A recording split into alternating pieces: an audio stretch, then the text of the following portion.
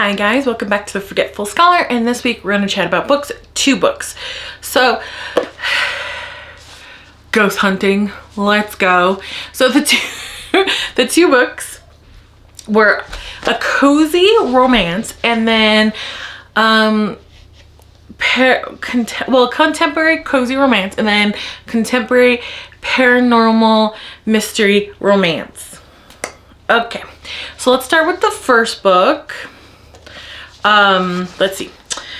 The Pumpkin Spice Cafe, Dream Harbor, Book 1 by Laurie Gilmore. Okay, so this book, hopefully I don't break everything. Grab a book. Okay, so this book, I saw the cover, thought it was very cute. I like the gold foiling detail on the leaves and such. But when I picked this up, right, I thought this was a cozy mystery because this looks like a cozy mystery down to the adorable little animal in the doorway. No way did I think this was a romance. I read the back of it, realized, oh, it's a romance. Don't like the cover because that's cozy mystery, but let's give it a shot, right? Because this is not a romance cover. It's not. It's a cozy mystery cover. And because of that, even though I knew it was a romance, every time I would pick it up to continue reading, the back of my mind, sometimes I found myself like, oh, when's the mystery gonna start? When's the mystery gonna start? It's cute. And do I like that romance? This romance book has a bit of zhuzh on it. Yes. Zhuzh up romance covers. Let's go. But this is definitely looks like a cozy mystery cover. I'm not wrong, right? I mean, come on. We've seen these covers. They're in the cozy mystery like section. So that was a little bit confusing for my tiny pea little brain. That being said, that rant over. This was published 2023 and it's 355 pages. It's a 4-star for me. I liked it despite the cover being completely incorrect. But again, thanks to Lessons in Chemistry, we know the author doesn't really have a big say on covers. So fair. I don't know if it's because the author's name is Laurie Gilmore. I don't know because just how the town is described, but I completely had Star Hollow vibes in this. And I didn't hate it. I liked it, but it was completely Star Hollow vibes. I was thinking about the Gilmore Girls like the whole time I was reading it. So it's Ginny and Logan are the 2 main characters. Ginny made me think of like a mixture of Lorelai, the main character from Gilmore Girls, and her sidekick and best friend, Suki, who's played by Melissa McCarthy. Like that's what Jenny made me think of, like both of them combined, right? And Logan made me think of Luke from Gilmore Girls. And Dream Harbor was just like it just made me think of the Gilmore show so much. It was just Star Hollow vibes with the kooky but well-meaning town folk. No mystery, no murder, even though my brain was like, when is that gonna start? Oh yeah, this is a romance, not a mystery. Even now I'm getting confused because of the cover. Wow. But this had some of the best, this had like the best opening line of a romance I've heard in a very long time. I mean, it's cute. It has like a little map of the town, has a playlist. I thought that was out of style. And I never like listened to the playlist. Do you guys do? That'd be interesting. Do you guys listen to the playlist if an author includes it? I never do. My taste in music is weird. I mean, I like all genres really, but like, yeah. Anyway, so this was the opening line. Ginny Ellis had never killed a man before, but tonight might be the night. I was like, what? Desperate times and all. She clutched her baseball bat tighter in her fist and crept down the creaky back staircase. I was like, I'm here for it, girl. Protect yourself. Let's go. I was like, ooh, this might not be a mystery, but like, I'm in it. I'm in it. Like, let's go. And it was enjoyable. I really loved Ginny. I really liked her a lot.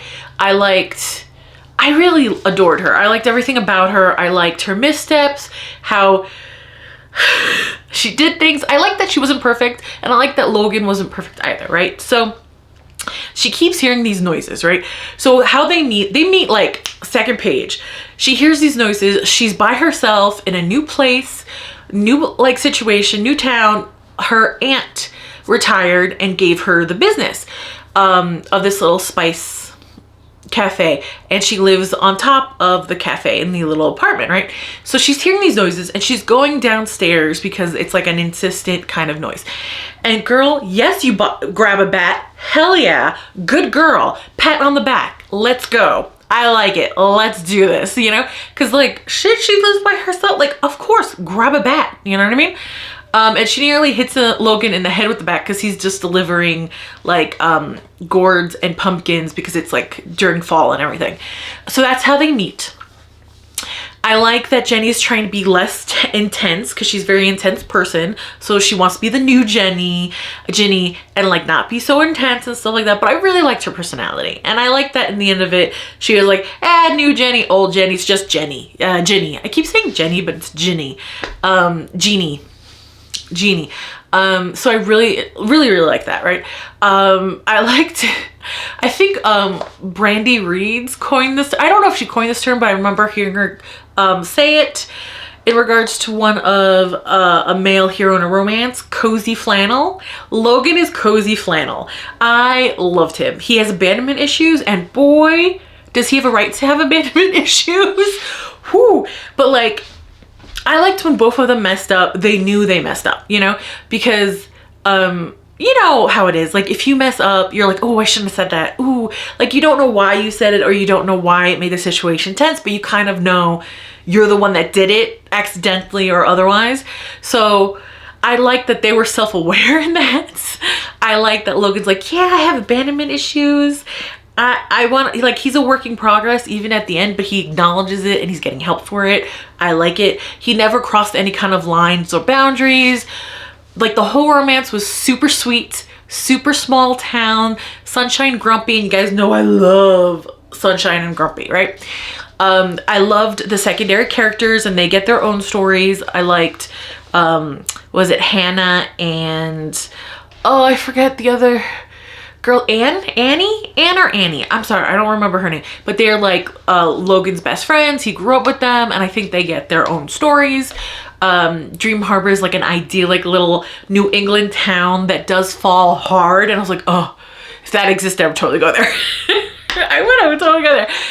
The whole town was filled with quirky characters, and while she's, you know, she keeps hearing these noises in this cafe, and besides the night of Logan, she hasn't slept in like 3 days, which I'm like, girl, no, you have, okay? This is someone who has like insomnia, like, you know, documented doctor, like, yeah, you have insomnia.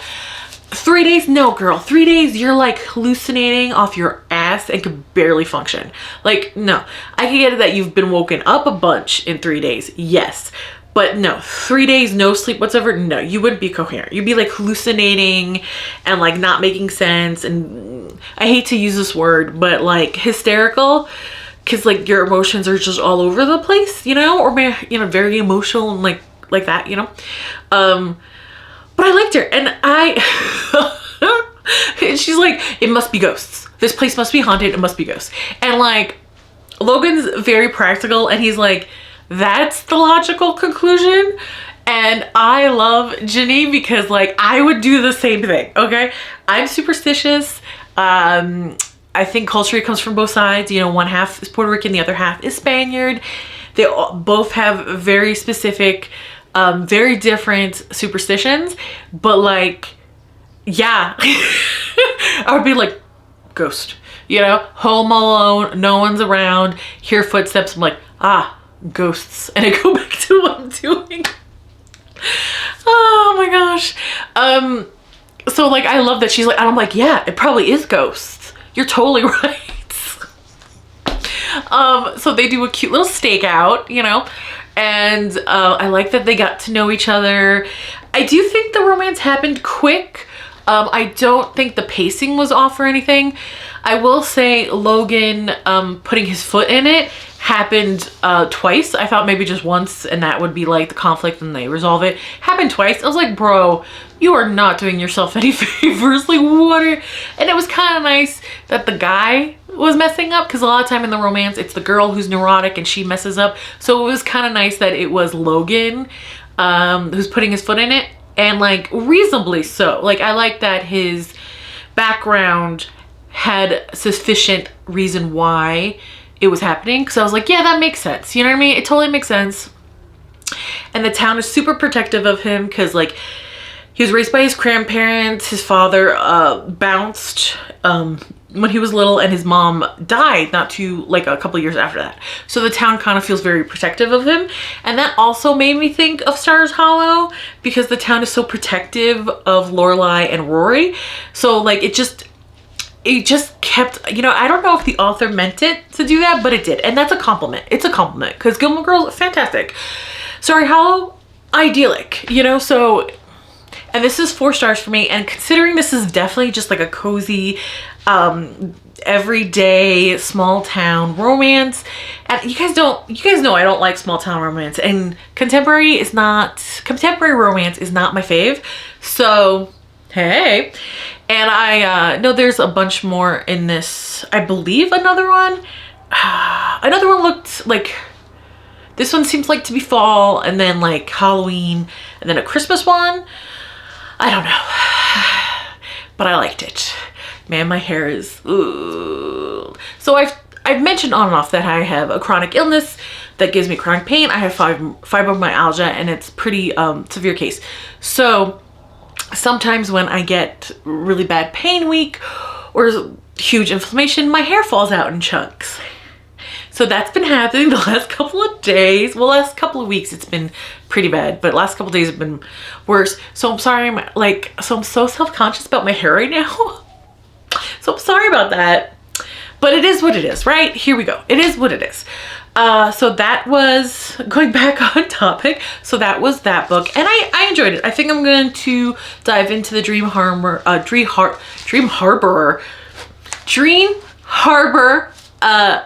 little storylines, little series, because I enjoyed it. It was nice. It was nice. It was cute. It was an easy read. This is definitely like, you could read it on the beach. You could read it on a busy train. It doesn't require a lot of concentration. It flows. It's fun. It's cozy. The secondary characters are great. It has a little bit of humor here and there, especially because Logan has a farm and what he names his animals. I thought that was really funny. So there you go. Okay, the next is the cozy contemporary mystery not paranormal,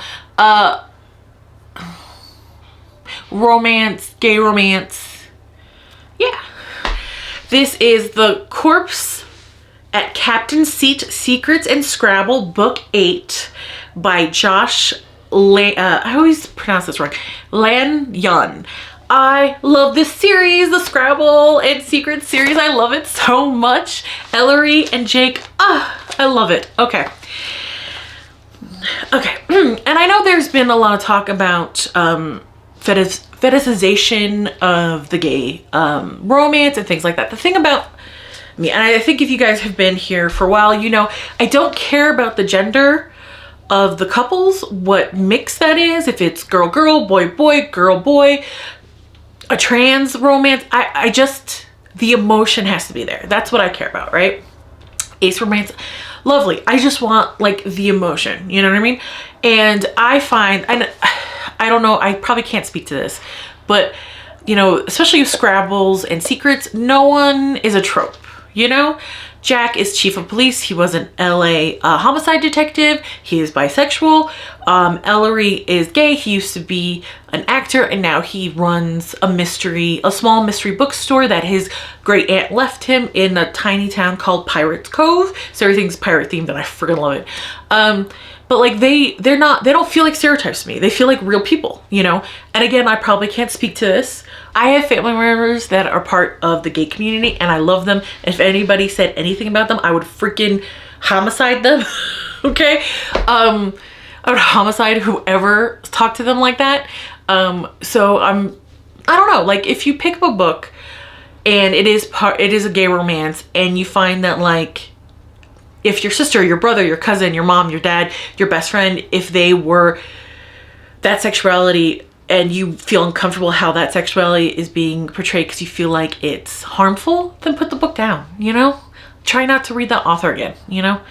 And I don't know why I'm talking about this. So anyway, this was 5 stars, and I know it's book 8, but it's 5 stars. So this was 206 pages. Ellery, again, he's not a very good actor. He stopped acting. He was in a lot of sort of Freddy Krueger-esque like cult classic movies, and he was like the last girl, the last guy, you know, to survive. He didn't like it. He wasn't very good at it. And then he found his best friend and his boyfriend Todd in bed together, so he wanted out of New York, right? He wanted a fresh start. So his great aunt passed away, and she left him her house, the captain's seat, and her mystery bookstore. Now, if Dream Harbor was reminding me of Star Hollow from Gilmore, Pirates Cove makes me think of Cabot Cove from Murder, She Wrote, right? Phenomenal. The characters are quirky and weird, and sometimes they turned out to be murderers. Nora and Kensington are retirees that work at the bookstore sort of part-time. They're so nosy and they're so funny. They're some of my favorite side characters. At one point, Jack is explaining to a group of people that drugging someone against their will is a felony, and we're all in Ellery's point of view, right? And Ellery watches Nora and Kensington kind of flinch back and go like, huh, and he's like, who the hell did they drug?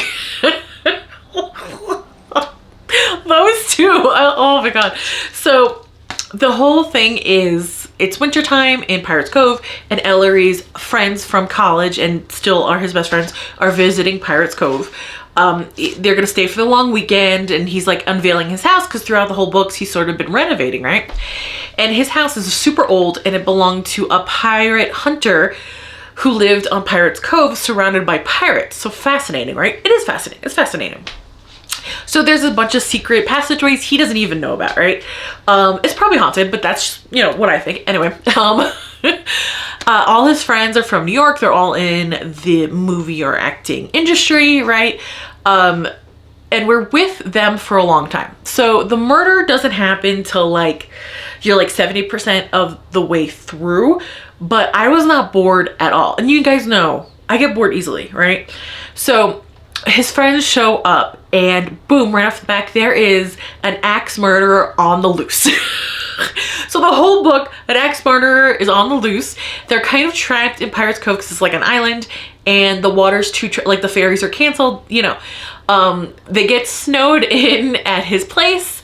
It's just like, there's just, something about like people being like locked in one place in the snow or something. It just, it adds like a certain tension that might not be there otherwise, right? And we're with this group of friends, and we get to know them. We get to care about them, right? So when the murder happens, I was like, oh, that sucks, because not only is someone dead, someone killed them, you know what I mean? So you kind of feel it. Like, I felt it. I was like, oh, that sucks, you know? And it's fascinating, and like Ellery is trapped with like a murderer. Like, oh, it is so good. And I don't want to spoil anything because I think this just came out. Like, I think it just came out because like I followed this author, you know, and I didn't hear about it until I went searching, because I was like, oh, you know, when is the next Scrabble, Secrets of the Scrabbles coming out? And I was like, oh, it's out. And I forgot to check when it was released. Sorry. But I really, really love this series. I love Ellery and Jack. And they're like, you know, from the last book, they are engaged, and Ellery agreed to do basically his character in this book's version of Friday the 13th movie. He agrees to do another movie, but he's gonna play the dad to the main character, and he's sort of just in it. He expects it to just be like a day or two of filming. And I'm like, Ellery, you are now officially Jessica Fletcher. So the moment you get on that set, boy, someone's gonna be murdered, and I can't wait to read it. You know, like, that's my take on it, because Jack and Ellery are like totally solid. And I love that, because I love when these books get to this point, there's no more, you know, relationship drama, but you still see them do these interesting things as a couple. Because sometimes in just romances that are just romances, like it ends with the happily ever after, which, yes, thank you, next, right? But it's kind of nice to see like the happily their relationship is happily ever after, but they still have their adventures. You know what I mean? Like Griffin and Wyborn, love it, absolutely love it. So yeah, I had a fun week. This week was very much as if I like reading equivalent of binge watching Gilmore Girls and Murder, She Wrote. That's what this week was, and that was phenomenal. And also, now I think about it, something I might just do. That sounds super cozy and fun.